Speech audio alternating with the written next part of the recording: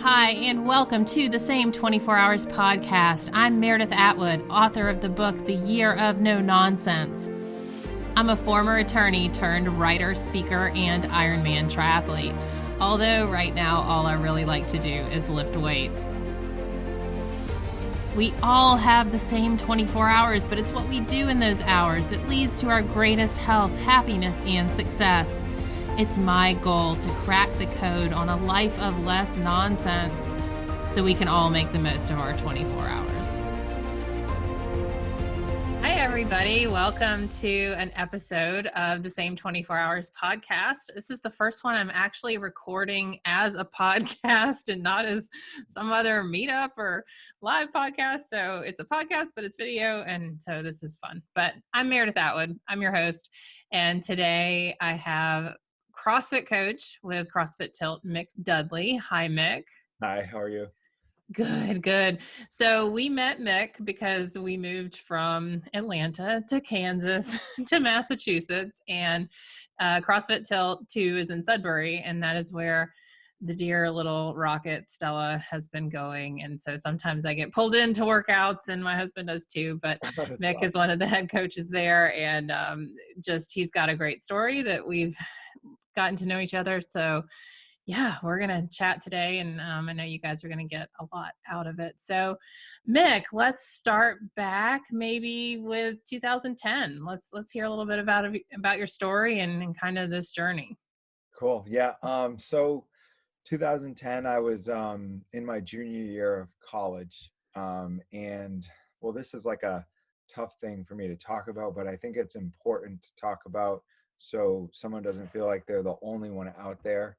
But in 2010, not to get sidetracked off of that, I had basically what you would call a nervous breakdown, where everything like my anxiety, I was nervous, and I just kind of went into a state of a little bit of just not like hallucinations, but just kind of blacking out and don't remember. And next thing I know, I was hospitalized, and it was stress induced, and I knew I went through depression and stuff. But in 2010, I was diagnosed with a mental illness, and it was a hard thing to accept, and going through the stages from then.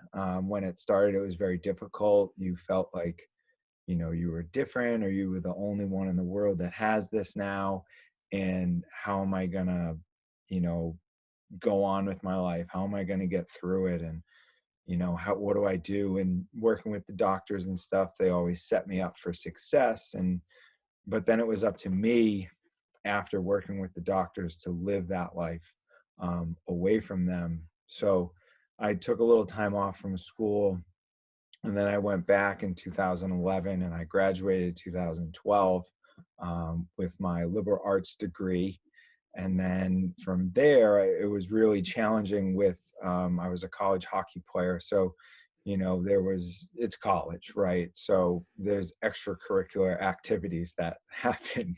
And you also had your very lucrative liberal arts degree, which I I did. too also had a very lucrative liberal arts degree that Yeah. I did. I ended up working in an eyeglass store afterwards. So yes, I know that.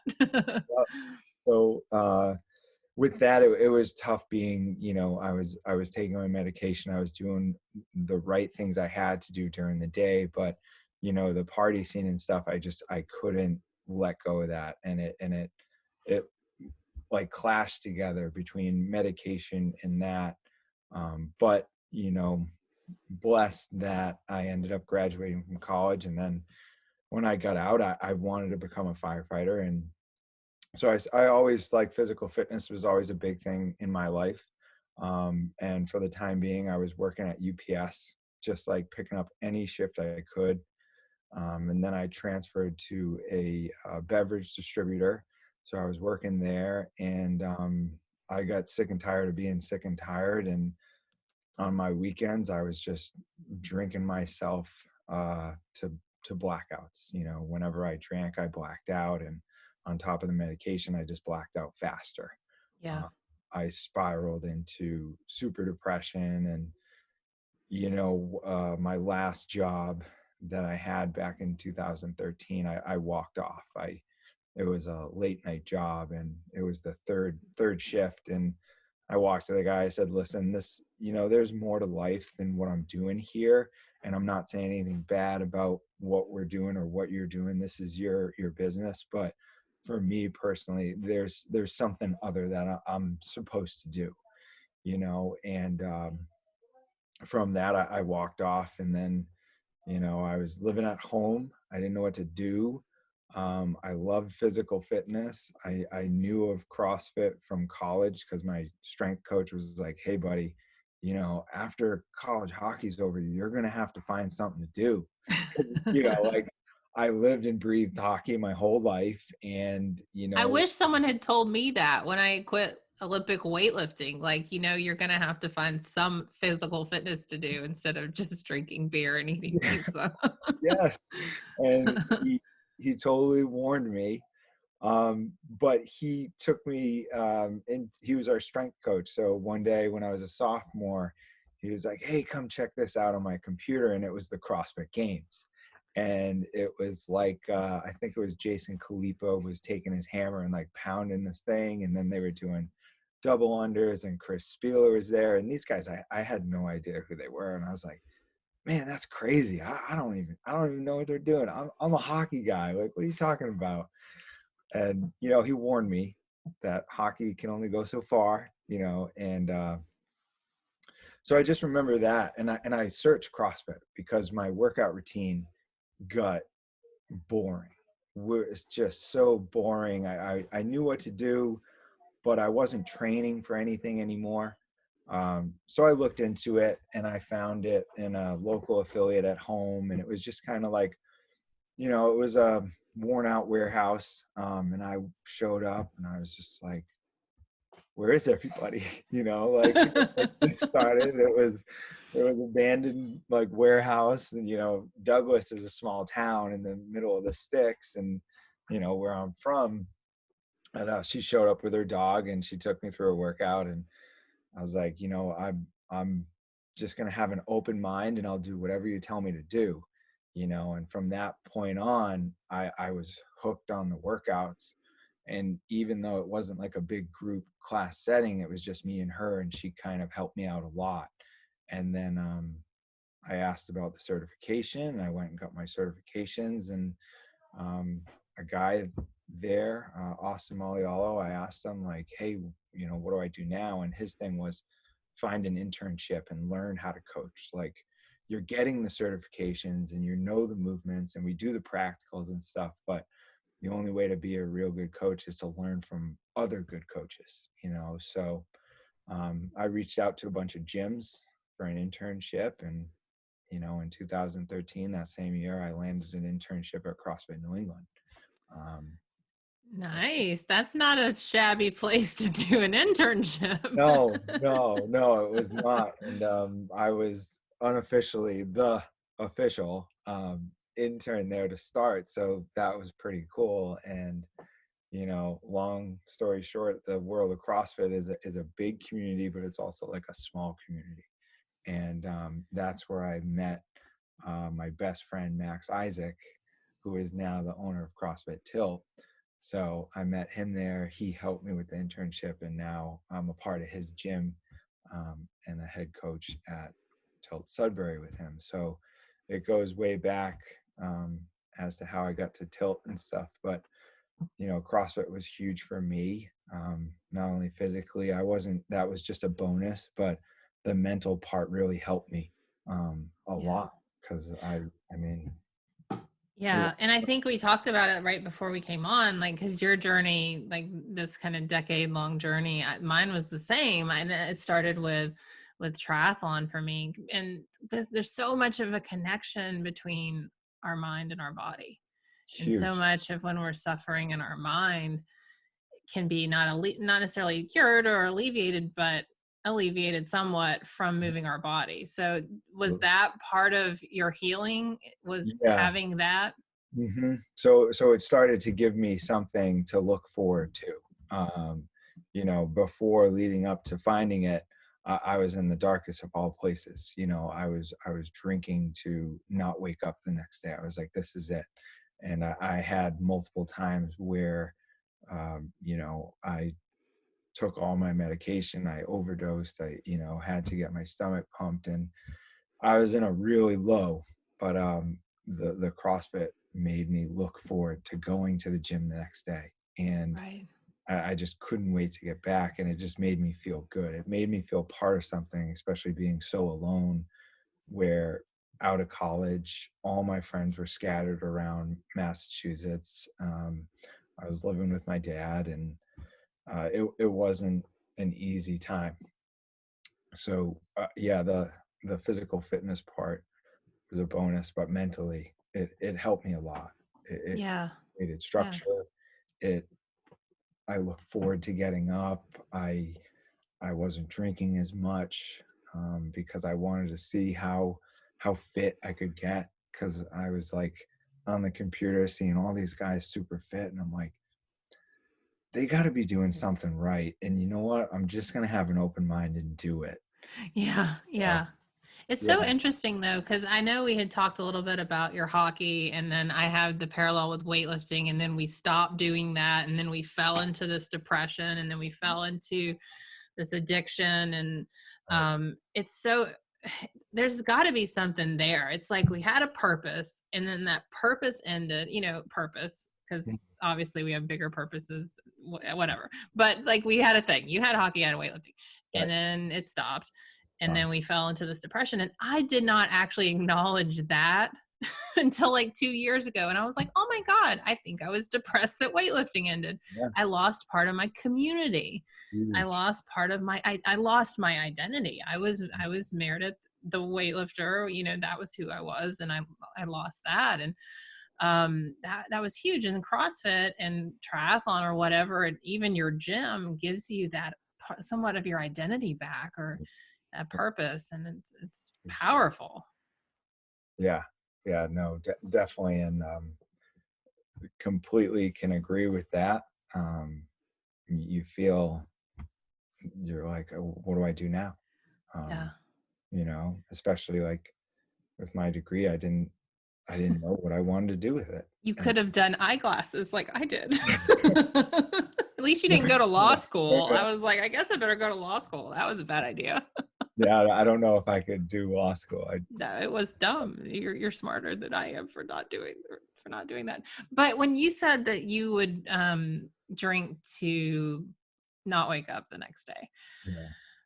I had a suicide attempt at 21, but I had, like, from the time I was 20 until the time I was 30, till the time I quit drinking at 35, 36. I always had thoughts of it. And it was not until recently that I made the connection that it wasn't that I necessarily wanted to die. I just didn't want to suffer anymore. Yeah. I didn't want that life. I didn't want that version of life. And I think that is how I've been able to categorize what happened, because when I look back, I find it hard to believe that I was that low, Mhm. but I know I was because I was. Um, but when I look back, I realize it's just that I didn't want to live that version of the life I was living. So does that feel like kind of how it was for you? Yeah, yeah, that would I lost what I loved, and then, I always had ups and downs throughout my whole life. I mean, I remember times when I was in high school at night, I would just go to bed and I'd start randomly crying, and I was like, well, what's going on? And I always had little things like that, but um when I lost hockey, but when I drank and stuff, I felt alone. And I think a lot of the stuff too could be when I grew up, my parents split, and I just had a lot of anger inside. As a kid, I was very upset that my parents parted ways, because for me, I only had one dad, one mom, and I just wanted to have this big happy family.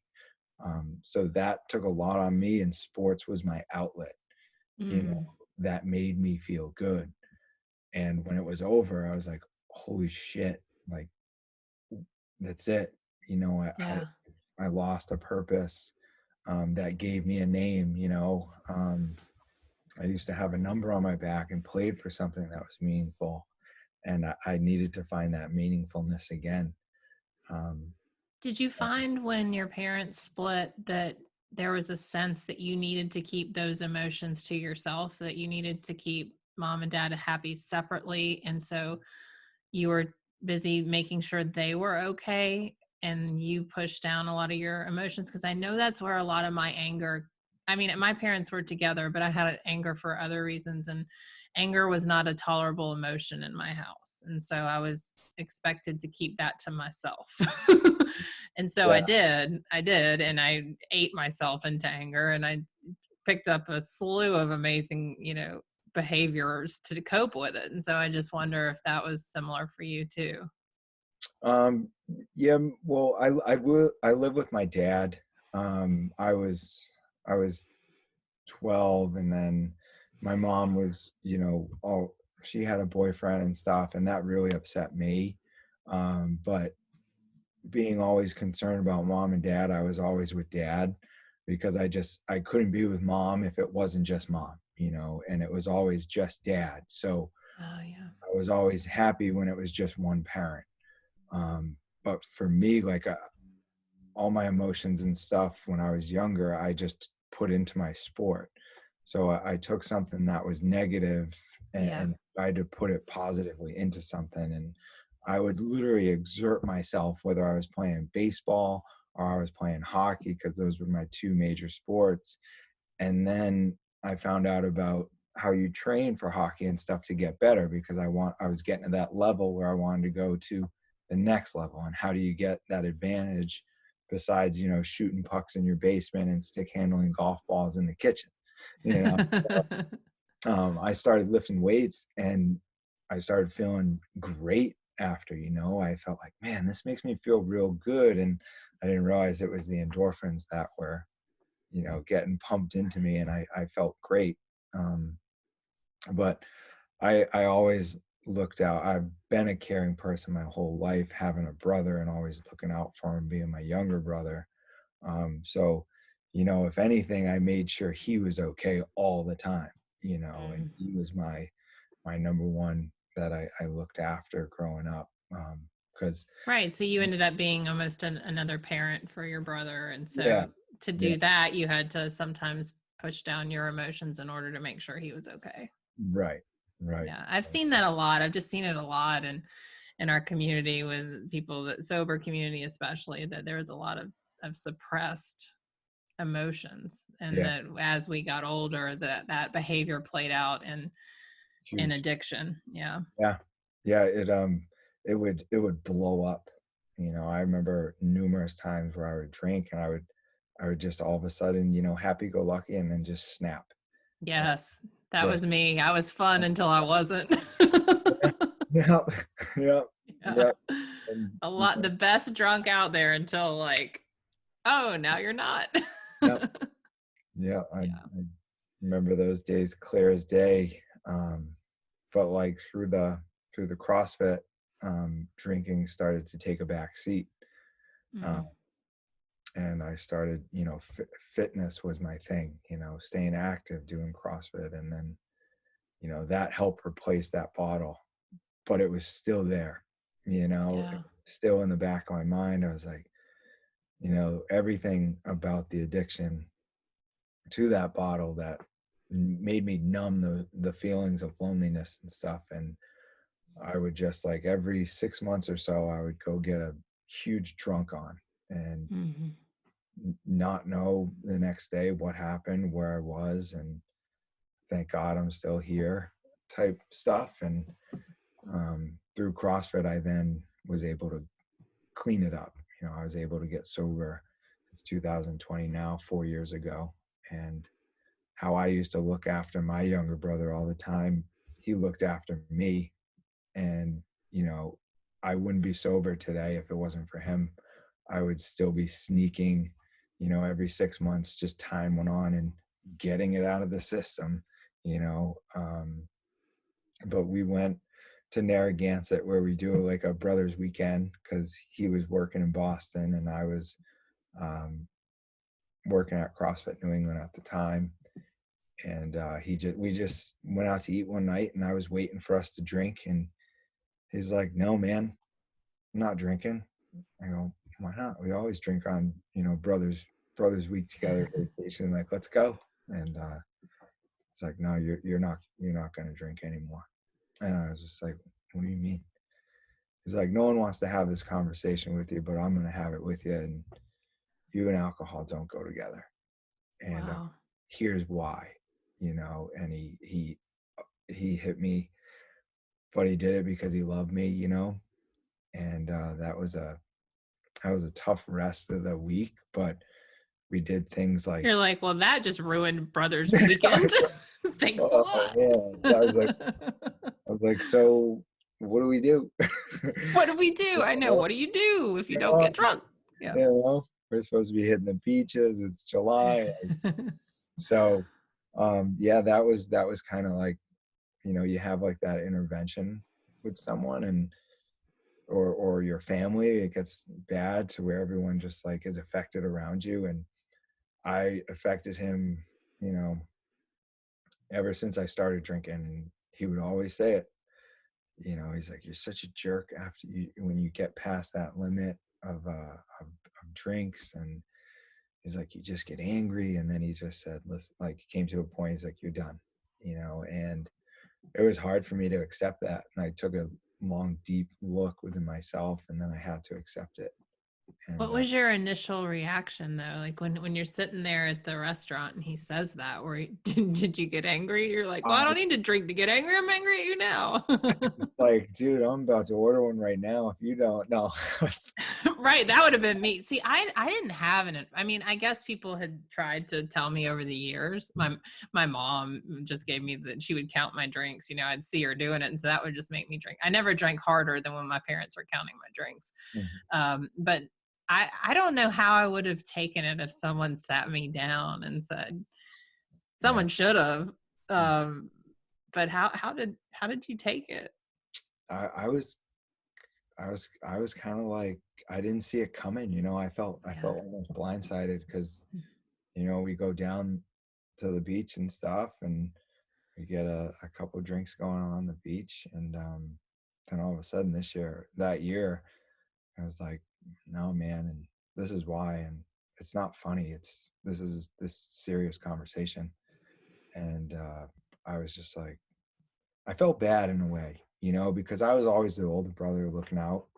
And You now, felt like shame, like the shame kind of yeah, kicked I in. felt like I let him down, and I was embarrassed, because I know of all the nights we went out, what I did. And we'd get in fights. And I remember one scene, we went to Assumption College, and we got in a fight, and the cops like had us in cuffs, and mom and dad are there the next day, and I don't remember what happened. And that was just how an example. And there were many nights like that. And he helped me, but I was shocked. I didn't see it coming, but it's been a blessing. Was that it for you? Like, was that your last drink? I mean, you didn't. Um, that was it. Wow. Yeah. Um, January, I remember I just saw my sister, um, my niece, and my brother Rob, the one who had the sit down with me in Boston. And I was driving home, and I take a left onto my street, and there's this little like kind of hole in the wall type place. And I was getting pulled in, and that was January. And that was the last time I actually drank. It was like a walk down the street from me, and I just got myself blasted. I walked in and just started drinking. And then July, we had our vacation together that same year. And that's when he, said, "Hey, this is why you can't drink." And he, quite frankly, basically looked at me and said, "I'm, kind of ashamed of you when you do." Like, yeah. So it was tough, but you know what? It did a lot of good, you know, um, because I wouldn't be here. And I had numerous scares, Yeah. uh, and I'm thankful for it, and he's proud of Yeah. me. Earlier today at like 3 o'clock, he called me up, and he lives in California now, sunny and 75, and we have great conversations, you know, and he's proud of me, you know, and if he doesn't say it, I can always hear it in his voice, and you know, he's happy for me and I'm happy for him. So it's good. Yeah, and it's good. I mean, it sounds like you had a lot of rock bottom moments, but you didn't have to hit that final rock bottom. And sometimes people don't bounce back from that. I know for me, I didn't have an intervention, but I was sitting in a parking lot, and call it God, call it whatever. I just had this certainty wash over me that I was not going to be alive in a year. I just knew it. It was almost like I could feel it, that there was two paths, and if I kept going down this one, I was just going to be dead. And whether it was a suicide or an accident, and I've told this story, I know, before, but that I used to just think I'd drive myself into a tree. Mhm. That was how I was going to go, because it could be a perceived accident. No one would be disappointed in me if I just would be gone, or I would be very, and then I started to think, well, no, you'll probably, with your luck, you'll just be maimed and ugly, like just a big gash across your face for the rest of your life. But yeah, that was what it was for me. It was almost like a self-intervention, Yeah. just with a certainty that it was gonna be over. And as I've always thought, I run into people, and I know that they're drinking too much, and I know that they're suffering. Mhm. And I always wonder if I should say something. And you would think, after, kind of where you and I've been, that we would be really sure on that. Are you sure on what you do when you encounter someone and you think, man, they're suffering in a way I know very well? Like, have you ever intervened with someone? Yeah, a few people actually, you know, like, and it's all been in the realm of CrossFit, and it's funny how you can help others more than just like a workout, and that's why I do what I do, because I care about people. It's, you know, bigger than the workouts, and you get to know everybody in the CrossFit community, and you know, I've come across people within the whole big spectrum of CrossFit, and they have used CrossFit as, you know, now their new addiction. But when you talk to someone, ask how they're doing, and they talk about their weekend before, or they're like, man, I'm really struggling today, or, you know, I said, I usually say, like, is this like an all the time thing?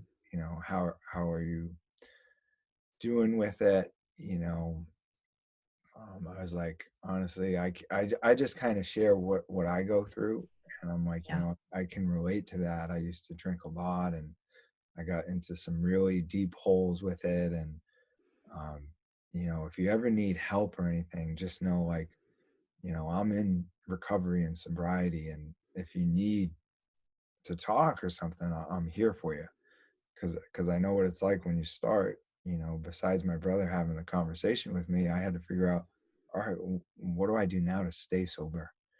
And you know, I continued on with CrossFit, but then I looked into going to a few meetings, and just I would get in there and just sit, and I would listen. I didn't want to like raise my hand. I just wanted to listen, and you know that I'm not the only one.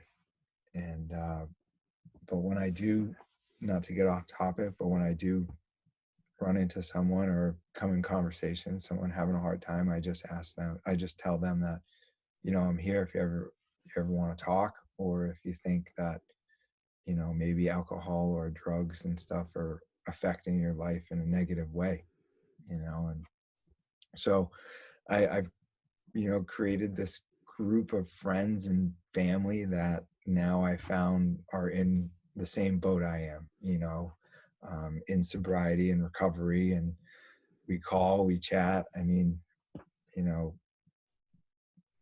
things work out kind of funny sometimes. And, you know, Casey, who's my girlfriend, her dad's 13 years sober. Oh, Um, wow. No kidding. so, you know, we got a close knit relationship, and we always kind of hash it out if we got to talk about things. And so he's been a huge, you know, help for me. And then, yeah, just, you start to find friends who are sober, and it's really cool, you Yeah, know. it's funny when you're drinking, you think everyone drinks. And then when Yeah, you get sober, all of a sudden all the sober people pop up and you're like, yeah, wait a minute, not everyone drinks. awesome. Yeah, Yeah, yeah, yeah. really cool. Well, I was going to ask you something about, um, so Casey, did you guys date before you were sober, or you've been sober your whole time, your whole Um, relationship? so I was sober a year before we started dating. And it's funny because I took her dad through CrossFit and showed him the ropes of CrossFit and stuff. And I coached at a gym where they were going. And then I went off and did my own gym for a little while. And me and Casey started dating and seeing each other. But I knew her dad. I knew of Casey. Like, she came in one time at a gym I was coaching at and dropped in. And then I was working at the gym where she went, and she brought her dad in for a bring a friend day, and then I took him through his intro to CrossFit. And um, so yeah, I was sober a year before, and then we started dating. And I within that year, I think at the end of the year when I got my first coin, her dad gave me the coin, and Wow. it was um, it was his coin that he got out in Nevada. And he said it was like very special to him because was the year that he was at his worst and at his, most out of control, and a hard time for him. So he gave it to me. And that was the year I was sober. And then I started kind of opening up about it and talking about it, being sober and trying to help others. And people just kind of started reaching out via like a direct message on Instagram or Facebook Right. and text. And friends that I used to go to college with and play hockey with were like, dude, we're so proud of you. Like, I'm like, man, these are guys I used to party with, and they'd be like, oh They're my, the ones that are actually the most proud because they saw it and the they're ones like, that we were can't like, believe he did that. He's yeah, sober now. yeah, like they would get me going. They're like, oh, Duds, he's up on the table dancing again. Like, give him, Duds? Is that what they called you? Duds. yeah, Oh, yeah, that's funny. Well, oh, and you bring up such a good point, that I think when we're in the darkness, that we think we're the only ones down in the hole, mhm, that the light way up above is just not for us. Like we're never going to get there and we're utterly alone. And you just hit such a major point because same thing happened for me when I went 12 weeks sober before I told anyone. And mhm, then when I did, I posted it on my blog. I wrote a big long post. I'm 90 days sober. Bet you guys didn't know I had a problem. Haha. And people were like, no, no, we didn't. But I'm 8 years sober.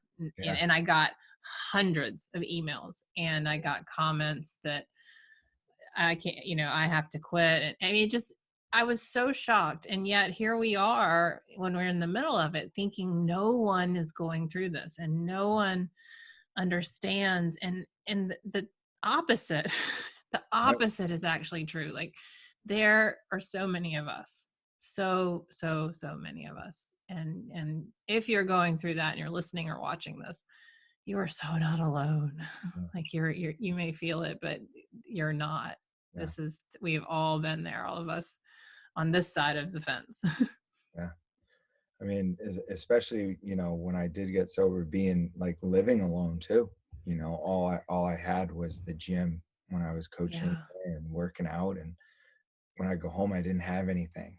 You know, and when you're sober and you're by yourself, and mom and dad are at home, and your brother's out in California, and you're like, what do I do now? And I would go sit in on meetings, I would research, I would read about it, and world has things of working its way out for the better if you put in the work, and um, it's you find where you're supposed to be, and how people come into your life is really cool. Yeah. What were Yeah. some of your early sobriety kind of hacks? I know for me, I had two that were really beneficial, and one was to change my location. So I had a chair I sat in and drank my wine and watched my TV. And so I changed my location. I didn't sit in that chair for almost 7 or 8 months. I Yeah. just didn't sit in my drinking chair anymore. And so I changed my location, which meant after dinner, I did not sit there. I would go up and get a bath. I would just do something different Yeah. to break the cycle. And then I also journaled. I wrote anytime I thought about drinking, anytime the darkness was closing in, because for the first 3 weeks, the darkness was like something I cannot explain. Mhm. It was a force that I thought, I'm either going to fight this with all of my weapons, Yeah. or this darkness is going to eat me alive. It was like one moment to the next. I'm like, I'm doing it. And then I'm like, oh God, just like ride it out. And so anytime I had that cloud sweep in, like the I cannot breathe darkness, that's when I would write. I would just take to this journal and stream of conscious write. And I have a whole this size journal full from 3 weeks of early sobriety. And it's some of the craziest, darkest stuff that will Yeah. ever be written. Yeah. It's crazy. Yep. Yeah. But did you do anything like that in the early sobriety? For me, what I did is I read a lot, and it wasn't like reading the big book or all the steps and stuff like that. That stuff's important. If that works for you, then awesome. But for me, I needed to know that I'm not the only one. So I think the cool thing was I started reading memoirs or like about researching and just seeing that famous people are sober or people reaching out. But things that I did was just like expand my knowledge on sobriety. I kind of nerded out on it in a way that was going to help me. But what I did is I just wanted to know that I wasn't the only one. And I would go to a meeting on Sunday nights because during the week I'm busy. I live a busy lifestyle, at the gym at 6, don't leave the gym till 8, 8. So that keeps me busy, like that's a good little helping mix now that I'm not drinking or out late and have to get to bed early, get up early. But I would go sit in on a meeting. My nutrition changed. I had a sweet tooth. And that was one of those things they said your taste buds get better after you stop drinking and drugging. And I could definitely tell that after I had a pint of Ben & Jerry's on a Saturday night for my cheat. But I just cleaned up my nutrition and I started getting a routine where, I'd get up early. I would make my coffee. That was the first thing I did. I would sit in front of the news, see what was going on. And then I would put the news on mute. And I did have a book that I wrote in, and a lot of it was just positive stuff, and I listened to a lot of stuff on YouTube, a lot of Eric Thomas stuff, a lot of Les Brown speeches. And it was just looking for positive things that could help me move forward. And like Les Brown stuff was like the best. Some Joel Osteen stuff. So like doing that type of stuff, like motivational speakers, really helped. And I did write in a small little book, and I started posting on Instagram and give people hope to help them if they're struggling with addiction and drinking and drugging. So yeah, so I did a lot of research and stuff. And I did that too. I read a lot of, I think they call it quit lit now, but a lot of memoirs like Carolyn Knapp's Drinking a Love Story. I read that was one that was really eye-opening for me because it was the first time where I thought other people have this issue, because she was just a woman who appeared to have it all together. And she was at her parents' house over Christmas, just going back and forth between her bedroom drinking.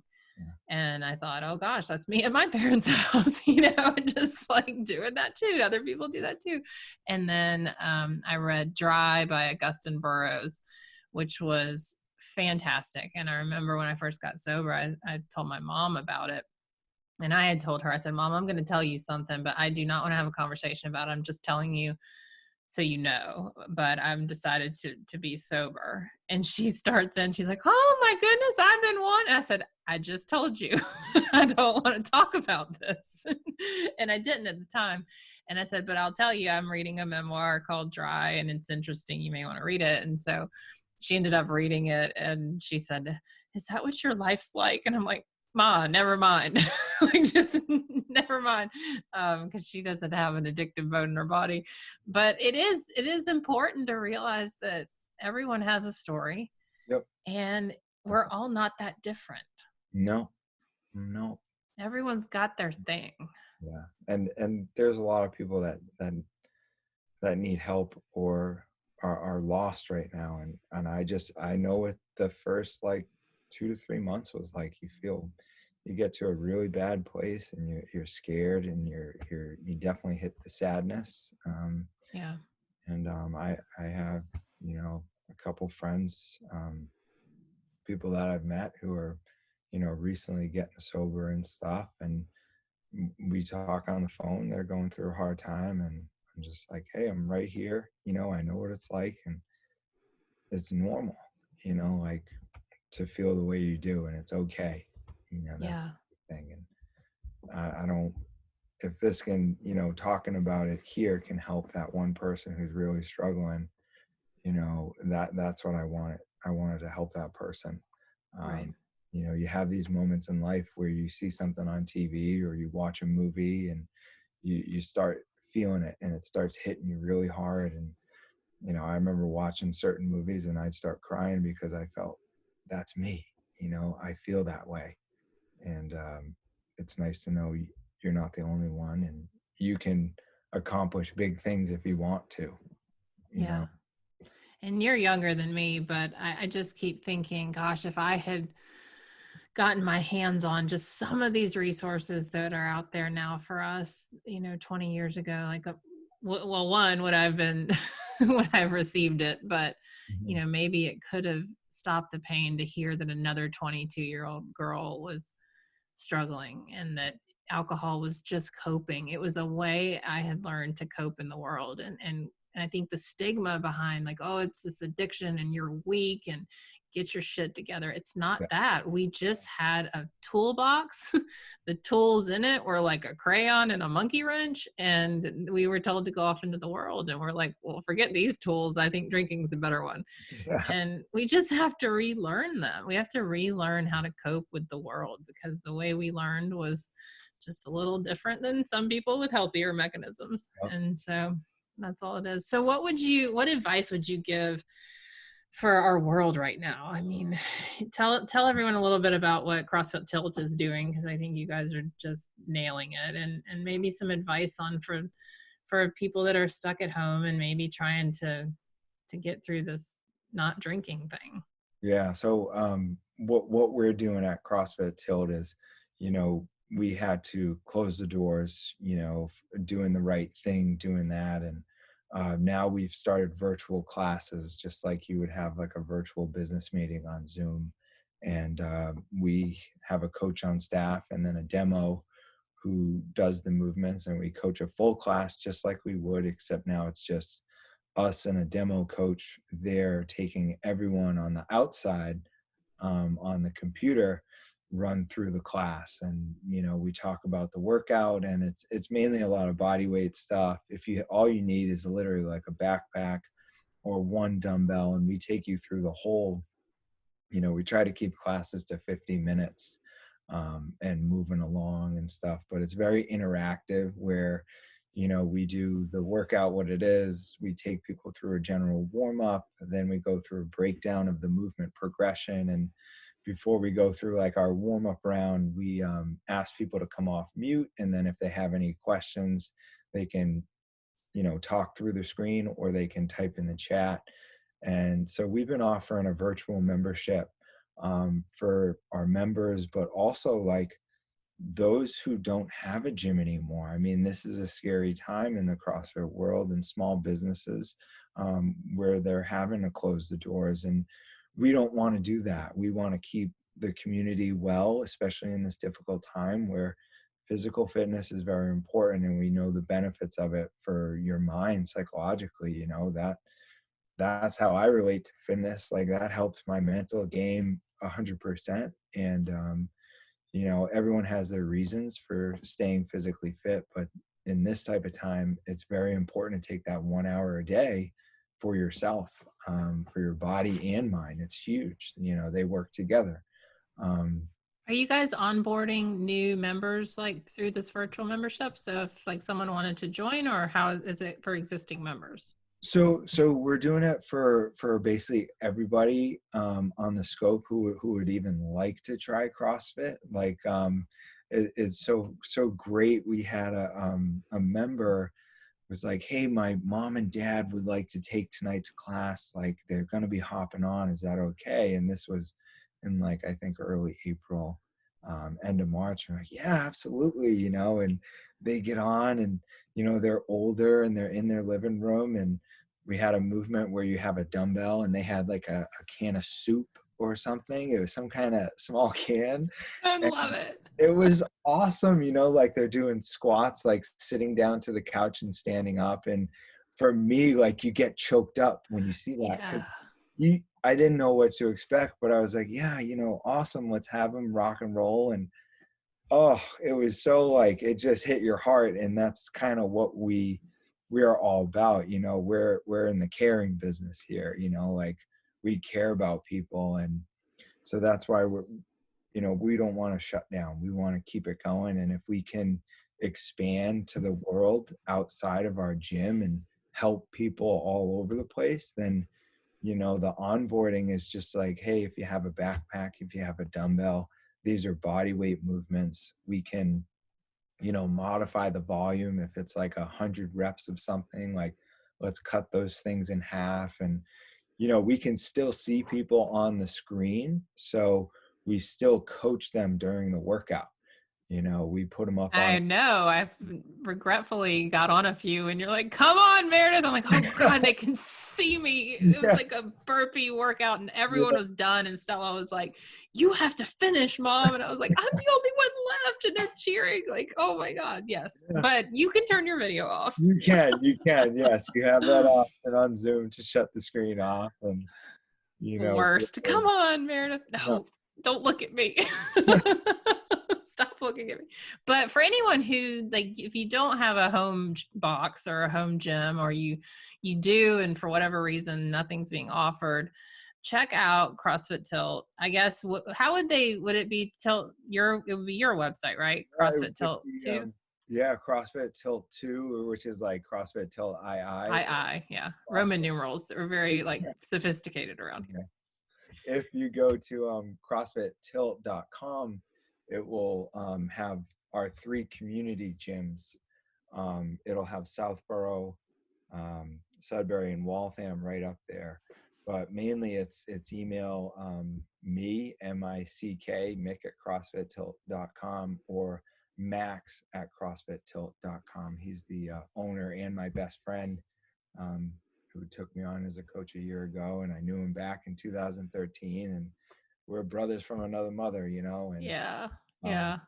Well, I will say the workouts are awesome, and you guys are doing an exceptional job. I mean, there is Zumba on Wednesdays. There's mobility, and this is the thing too. There's like a bodybuilding class. There's mobility.